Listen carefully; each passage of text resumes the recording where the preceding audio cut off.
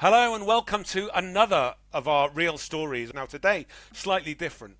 I don't consider this guy um, having to punch too hard on the ground to get what he needs because today I'm talking to pretty much a Silicon Valley legend, Eric Herzog, currently Chief Marketing Officer of Infinidat, the fast growing Israeli American enterprise storage solution company. But Eric's one of the best known faces and names coming from the west coast of America, with a CV that includes, well, for example, two stints and more than 10 years at senior and board level at IBM. So, no stranger to Fortune 500 companies and startups alike. We wanted to know from Eric how the other half of our tribe are dealing with the do more with less requirement and, well, whether it's even a thing. So, firstly, Eric, I can't thank you enough for joining us. Welcome. Well, Mark, thank you for inviting me to More with Less and excited to share what we can to help educate the next generation of marketeers on what they need to do in the modern world. But you've already squeezed quite an incredible amount into a career that has spanned startups and seen you at four or five Fortune 500 companies, all at incredibly senior, influential decision making levels. So I'm going to come to that. First, I want to treat the listeners to the story you just told us before we started recording, which was how you found your first foray into business as a graduate of history and a master's in Chinese Chinese history. history. Yeah. Right. And then your first job was what? So my first job was in the contracting business, specifically swimming pool and solar contracting. My college roommate was an electrical engineer, was working at Intel, hated it. His summer job had been working at this swimming pool contractor, when we were in high school and then in college. And he liked it, and the guy was selling the company. So he convinced his parents to loan him the money to buy the company. He bought the company, he was CEO. I was getting out of grad school looking for a job. The US Navy was recruiting me. You'll make you laugh, but the NSA and the CIA recruited me. I spoke Wow. Chinese. I spoke Chinese and Russian, and this is the Right. early '80s. So it was a little bit different time then. Um, and I was back. I was living at UC Davis, which is near Sacramento here in California. I'm back at my mother's house in Palo Alto. He's over with a beer. He said, "Dude, I just bought this company. Come work for me. I'm the CEO, and you'll be GM. And we have like 150 people. You work for me, and everybody else works for you." And that's how it started. We had a retail store. We did contracting, okay, fixing pools, famous people, for example, Willie Mays, Jim Plunkett, the football player, Joan Baez, a couple VCs. But we also did commercial contracting. So, guys building apartment buildings or things like school districts. Stanford University, for example, was a customer, a bunch of school districts. So we would work on the commercial side and then also the home side. And then I ended up in high tech when the office manager went to a small storage startup to work for our old boss, and he was looking for someone to be senior director of sales and marketing. I knew how to sell, I knew how to market. I didn't know anything about storage, and I ended up getting recruited by him. And I've never done anything but storage. Now it's been everything from selling to the big OEMs, it's been chips, it's been systems, and it's been software. It's been everything in between and all kinds of different routes to market. But staying for a moment on that first job, what I'm really interested in is this. You had just, I mean, clearly a talent. So NSA and CIA haven't come in for me yet, and I'm sure they've got my number somewhere. But you just graduated, firstly, BA cum laude in history from UC. Right, Then you'd gone on to do a master's in Chinese history. So right. clearly, a super intelligent and curious learner. But suddenly you were in your young 20s and had 150 people um, reporting to you. Right. Everybody in business knows that's not straightforward. That's 150 people with people's needs and lives and interests and motivations, and you have to get the best out of them while trying to figure out how to sell a spa to Joan Byers, Right. right? What was it like to go from being the guy who was reading and learning and speaking languages and soaking it all in to suddenly being responsible for taking a previously flatlining business to increasing Sure. revenue? Like, Sure. how was it natural? So it's partially now. I mean, I've been in leadership positions, is going to sound funny, since junior high school. Student body vice president, student body president, president of this club, vice president of that club, captain of the wrestling team. And then I went to college. I was in a fraternity, and I was an officer in the fraternity for 2 of the 3 years I was in the fraternity, and I just kind of fell into it. So I understand. And bottom line, I used to be an athlete, I collegiate caliber wrestler, wrestled in college. In high school, I wrestled, but also played baseball, which of course is based off of cricket for those of you from the UK, Australia, New Zealand. So I do understand cricket. I even know what a sixer is. Most Americans wouldn't know what a sixer was, or what the pitch is, but I do, because they would automatically think baseball. And anyway, uh, business is a team sport. Okay, sports is a team sport. Business is the ultimate team sport. And in big companies, it's within functions: the sales team, the marketing team, the engineering team, the finance team, and there's all these sub teams. So it's very analogous to American football. There's the offense and the defense. Within the offense and the defense, there's the quarterback and there's a coach for him. There's the running backs, right? There's a coach for them.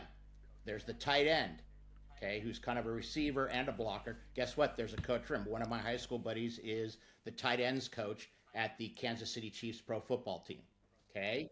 Wow. Then you've got the offensive linemen, right? The guys that are blocking. Then you got the wide receivers, and there's coaches for all of them. And they all have to work together as a team. The defense is the same way. So whether it be marketing, sales, engineering, finance, HR, in big companies, it's a team. In a startup, it may be one person having to act like a team and do all kinds of different functions. So business is a team sport, and every function, whether it be marketing or sales or anything else, is a team sub-function, very similar to American football with these multiple positions and multiple jobs, but they all have to work together to achieve, in a business case, your margin and revenue goals. That's what it's about. And business is the ultimate team sport. Most people, by the way, don't believe it. And many companies in most functions are incredibly siloed in the big companies, but even in small companies, I've seen it. And that is the wrong thing. Business is the ultimate team sport. So let's get into the crux of the conversation here, and the reason why we're so delighted to have you, Eric. You went from being, if I fast forward all the way through, almost, hopefully not disrespectfully, through an incredible career.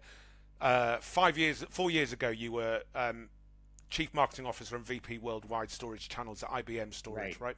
You're right now Chief Marketing Officer at Infinidat, right, a fast-growing enterprise storage solution. Chief Marketing Officer. Right. I asked you earlier, do you feel like a marketer? Because you'd come through product management and you've just described the team sport psyche that you have. You feel like a marketer right now? Absolutely. But I can do other stuff as well. In fact, yesterday we had our West Coast Sales QBR, and the Director of Sales for Infinidat West, who used to work with me at EMC, told two of his guys, said, look, we've got a great sales guy sitting right here. He points to me. I was wearing an Infinidat logoed shirt, not my Hawaiian Infinidat logoed shirt, but Oxford. Love it. And he said, just make him the exec sponsor for this guy, that guy, the other guy. And I said, whatever you guys need. Okay, I train our channel. Do you like that? Do you love that? Do you love being able to turn your head towards any problem or fix needed in the company and say, let me know what you need? Do you sort of thrive on being able to? You know, when I was the general manager of a swimming pool company, I had to do that, right? Yeah. And when you take it, into the high tech area from a startup side. So in addition to being CMO at all the startups, in all the startups, the CMO usually runs product management. It's very weird for it not to be run. So, and I started as a product manager, okay? So that's easy. Pricing, forecasting, marketing requirements documents, product requirements documents, okay? Training the sales teams, blah, blah, blah. But I've also been a chief revenue officer 4 times. I've been the VP of HR 3 times. And I'm the big... You've been VP of HR? Human resources, yes. Wow. Getting benefits, coming up with the hiring process, the firing process, this process, of that 3 times. And then 3 times I'm the vice president of manufacturing and operations, supply chain, building things, right? Literally building things and getting them shipped out the door. If there was a problem, getting them back from the customer. I've run tech support 5 times, support and service, if you will. And I was even once a CFO and the company, while I was CMO and VP of sales, and in that company we raised $17 million when I was the CFO. So my background on the startup side is more of a general manager. The only thing I've never run in a startup is engineering, and of course finance only once, but marketing, product management every time, sales 5 times, manufacturing, supply chain, literally building stuff 3 times, and HR. What makes you take a job in HR? I mean, I'll take HR almost as the, I mean, CFO. I could have said CFO. I could have said supply chain, but I'll take HR as Right, the most outlying outlier right. there. Is it that you see business disciplines and functions almost neutrally as things that need to get done, do you just have a curiosity or indeed a great confidence in a skill set that you'll? Most people, I've had a look. It's crazy to say after I've just heard, but I feel like I've had a checkered career and jumped from here to there. But most people have some kind of linear graph of just based on skill set and experience what the market is prepared to risk them with. Mhm. How have you sort of seen that sort So of? yeah, the first time I did HR, I was friends with the CEO. We'd worked together in another company. He'd been a VP. I'd been a VP. It was his first CEO job. He hired me and said, "Oh my God, we have no benefits, right?" And there was like 25 people. So I said, "Hey Zog, can you go do?" My nickname is Zog. A Zoggin store in the storage business, or with the Zoggin stash, as one of the storage analysts called it when I grew the stash years ago. So he said, "Zogs, can you help me?" So I had to go find out. Now, luckily, one of the guys I'd worked with, the Fortune 500, had been the VP of HR. So I called him up and said, "Leon, can you help me?" He said, "Great, come over. Let's smoke some cigars, drink some Cabernet." So we hung out in the backyard. He gave me all this stuff. He said, "Here's a hiring form, a firing form. Here's this." Because it wasn't a conflict of interest, right? He was at a different company that wasn't in storage. I was at a storage company. And we'd work together. Said, "Look, here's how you do it." So I learned how to do it. And it's not that hard. Again, if you take it back to a sports analogy, it's especially in a team sport, there are guys who only play one sport. They're only the goalie, right? They're only the center. They're only the pitcher. Okay. In team sports, that's not what I did. I was a catcher in American baseball. I played the outfield in American baseball. I even played first base a couple times. So the value of being multifaceted is often underrated. And now you got to be able to do it well.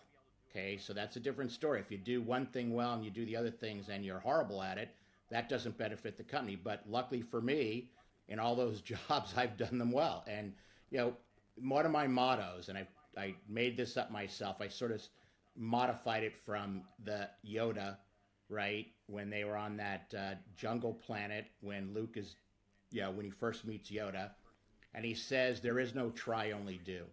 So mine is, if you don't strive for perfection, you won't even be mediocre. No one can be perfect, but if you don't try, and think about it, world class athletes. So this stuck with me.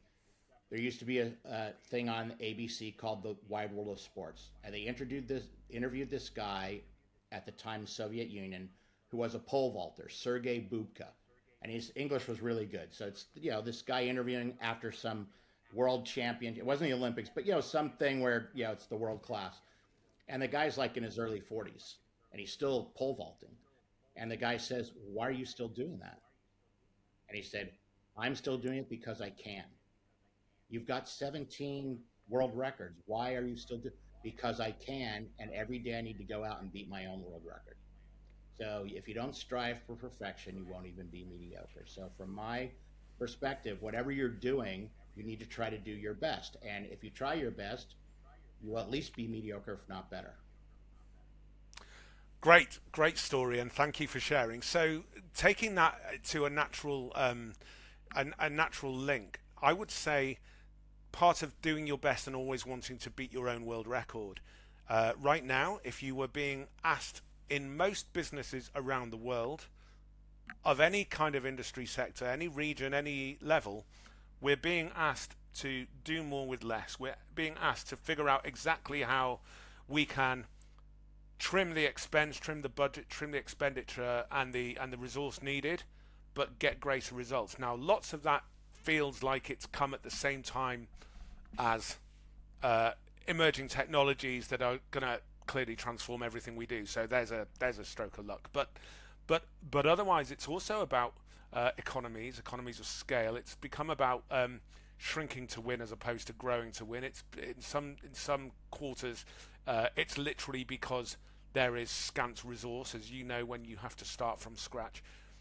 Does that do more with less all-pervasive culture that we're feeling, or that listeners to this podcast are feeling? Does that apply to where you are in Silicon Valley? Are you having to do more with Yeah, less? so I do. It depends on what startup you're in, what phase you're in, what market you're in. So if you're an AI, Tell me about you. for us, we're on tight budgets, but I know how to Right. squeeze things out of tight budgets. I've done it before. Remember, while I've been at IBM, EMC now part of Dell, Maxtor part of Seagate, all Fortune 500 companies. I was at IBM twice and Maxtor twice. So theoretically, 5 to 6 Fortune 500 companies. Um, when you're in a startup, you've got to understand how to leverage your resources. And because I've got this hybrid background, a all these different kinds of functions in a startup, but also startup and global Fortune 500s, I figured out a way to balance things out. Um, on the startup side, I have what I call the superstar factor.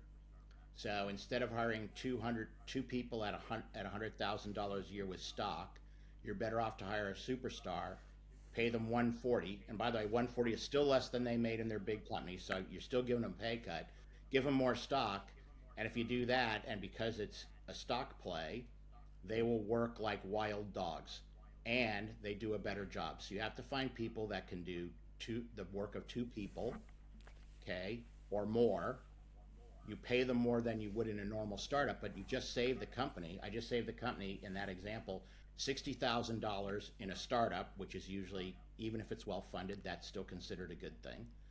And then you've got a breadth of startups, right? If you do a startup now in the storage space, you're going to get funding, but it's not going to be the same as an AI startup. So I just had dinner last night with an industry analyst, and she had just been doing these interviews with companies, and she just met a company that just raised $100 million. Just got it like last week. They're flush with money. Okay, but depending on what you're doing, you've got engineering stuff you got to do. You have sales and marketing stuff you have to do. Some engineering stuff can take you years. Okay, and while you have some of that in the big company, you have this project's going to take 2 years or 3 years, but you got other things that are making revenue and driving revenue at the same time. In the startup world, you may not have that. So thinking that all startups are flush with dough and you could just spend millions and millions, no. At the same time, the old way, since I've been doing this so long, I'm almost 70 years old.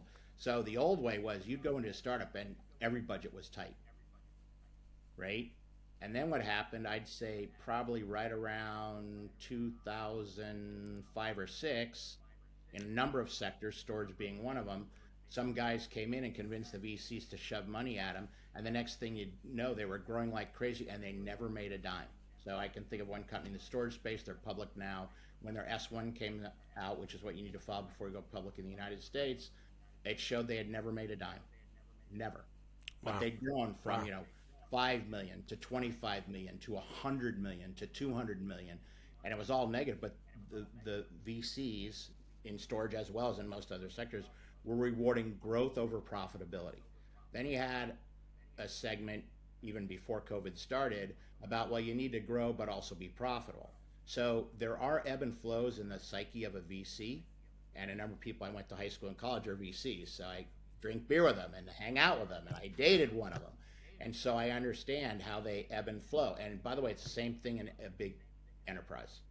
They ebb and flow. I would argue right now, all big enterprises are thinking, man, we got to lay people off because AI is going to solve every problem. And the reality, me being a science fiction fan, let's hope AI isn't Skynet or Vicky. Okay, so some people who like like Schwarzenegger will get that, and other people who like Will Smith will get the Vicky reference. Both are a vote, of artificial intelligence gone awry. Yeah. So And are you? I loved your superstar strategy. That makes total sense. But I guess that now, and you've lived through all the different machinations of economic perspective and strategy, right? So, but now growth at all costs is gone, and we're trying to invest in go-to-market effectiveness and efficiency and Right. profitability. Are you rationalizing anything that you normally would have once relied upon? So is marketing getting smaller? Like if you think about government, small state or big state, is your marketing perspective getting small state because you are relying on things that can measure, things can be seen, things can be counted, rather than perhaps other parts of the marketing mix? Are you rationalizing just to fit the So budget? I've always been a metrics guy. Now Yeah, my metrics are broader than other people. You do a launch, okay, my competitors, when they do something, will get X number of articles. I'm a small company. How many articles did I get? How many people looked at me on social media? How many followers does the company have? How many followers do my leadership team have? Are we getting play? Are we getting articles? So, if you will, what I call high level air cover for the sales team. So people don't say Infina who, they say, oh, Infinidat, the leader in high end enterprise cyber and AI storage solutions. That's what you want them to say when they go out on a sales call when you're small. So you want to do that. So I metric everything. So things that some people think is soft marketing, I measure anyway. That's just yeah. what I've done. But you believe in soft marketing. I believe in a broad marketing mix from product marketing, technical marketing, solutions marketing. I also believe that you have to have, this goes back to the old Wendy's commercial with the old lady, where's the beef? Okay. I was on a call with someone the other day and he said, we're storytellers. I said, absolutely. And basically, he's implied that you could just make stuff up and don't worry about it. And I said, I don't believe in that ethically. That's so. Well, not I mean not from a business point of view, but I No, mean even if ethically is you're one thing, so but this, we were yeah, talking about a product launch, uh, and we're at a bar, and the guy, I said, so you got to have the meat. What's the differentiation? What's the speeds and feeds? How does that translate the technical value into business value? How do you message to multiple audiences? Excuse me, things like that. And he said, oh, we just need to tell a story. I said, so you can tell a story that isn't true and you don't think that's going to hurt the sales team. So, again, part of the problem with some marketing people, they're all about winning awards, what's their brand like, and it's not. Marketing's number one job is to help sales sell and grow the company revenue and profit. So, certain things like, I think that's now more recognised than ever. but I've still met marketing people say, our brand, our brand, our brand. It's like, dude, get off it, man. It's a combo of everything. Again, as I said earlier in the session, marketing is a team effort. So whether it be digital marketing, PR, analyst relations, product management, channel, if you're in the channel, all that stuff has to work together. What I call fully integrated marketing, and all the meshing needs to flow together. And when you do that, A, you think like you know what the heck you're doing. B, hopefully you really do know what the heck you're doing because you've got solutions that really deliver value. C, it extends your budget dramatically. Okay. And things like the superstar factor on the HR side cut budget. Now that doesn't, so AI. AI is a dangerous tool. So is a saw. In a couple summers when I was in college, I was a lumberjack out in the woods of the Sierra Nevada mountains, and it's dangerous as heck. One of the most dangerous jobs in the world, according to, when you look it up, it's guys on the power The data. lines, obviously policemen and firemen, space guys that literally fly to space, and lumberjacks. It's one of the top five dangerous jobs on this planet. So you got to be careful in what you do, right? And you got to work as a team. And marketing is the same thing. So there's nothing wrong with doing more with less. The best marketeers know how to stretch a budget and still get the results. You metric everything from your press releases to how many analyst things you're doing, to how many videos you do, how many people are viewing those things. We just did a LinkedIn Live yesterday, 20 people on it. I said to my guy, maybe we should stop doing these. I said, get me metrics on the last 4 LinkedIn Lives we did. So he sent me metrics. So while we had a high of 150 people on, views since then were as high as 2,000. Okay, so I would argue we created the content, we social mediaed after, we tried to do a live webinar, which we did yesterday, and some of the other ones we had that had 20, 30 people have had 1,000 views. So when you're small like Yeah. us, that's good. Now, when you're IBM or EMC or Microsoft or SAP, Oracle, that's not good enough. But their metrics are Yeah. bigger and they measure it bigger. So you just got to be cognizant of how you're doing things. Listen, I could have talked to you for hours. I value your time. I really, really thank you for joining us. And um, I guess that as somebody who's been across finance and CRO and sales and all of those other disciplines, product, you are a do more with less CEO's dream as a marketer because you genuinely do understand the end-to-end spectrum of the team sport. Are you going to write a book at some point? Uh, Because the athlete, the lumberjack, the swimming pool in Joan Byers, like, are you going to write the book? And if so, let me know if you need a ghostwriter. I never thought about writing a book, but two of the storage industry analysts suggest it. In fact, one of the storage analysts, myself, and probably the most followed storage press guy in the world, we did a video, and they're both from the UK, so they called it the Git. In the US, that would be what we would call the old curmudgeons. He called it the old Git, which I guess means the similar thing to what Americans would say was the old curmudgeons. We had like 50,000 views after our social media. 50,000. Amazing. But it's, the level of time in the storage industry between the three of us was almost 150 years. So, and we go way back. Eric, So, anyway, there can't be too many people across the world that are more storied than you, from the very, very biggest businesses in the world to those startups and everything in between. So thank you very, very much for joining Do More with Less. great. Thank you very much. I really enjoyed it, and let me know how I can help you. Take care. Bye.